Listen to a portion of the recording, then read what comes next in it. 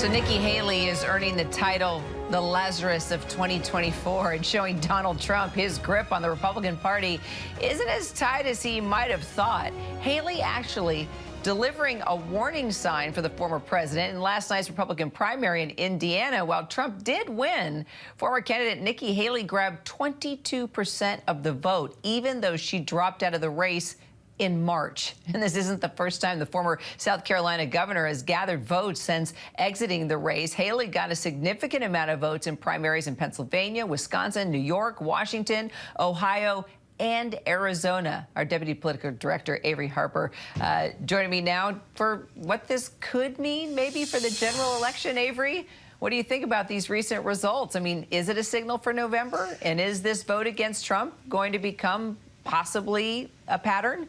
Well, it's something that we've seen in numerous states since Nikki Haley has dropped out, and it represents a vulnerability for Trump heading into November. I think particularly in some of these battleground states, it could represent some trouble for Trump, but there is still a sizable portion of Republican voters that are looking for an alternative, and those are the folks who are still voting for Nikki Haley despite the fact she's long been out of this race.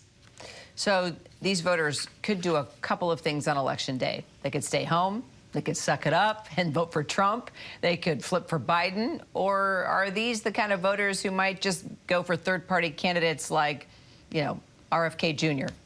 Well, anything is possible, and of course, yes, they could go for an RFK Jr. or a Cornel West or a Jill Stein, but those options have to be on the ballot in their states in order for them to be an alternative to Trump for some of these Republican voters who might be looking elsewhere. And that's going to be the uphill battle for those third-party candidates because they are not necessarily guaranteed a spot on ballots across the country. But yes, they could be staying home. They could hold their nose and vote for former President Trump, or they could flip to Biden. I think we're going to see a little bit of all three of these options as we wait and see what happens in November.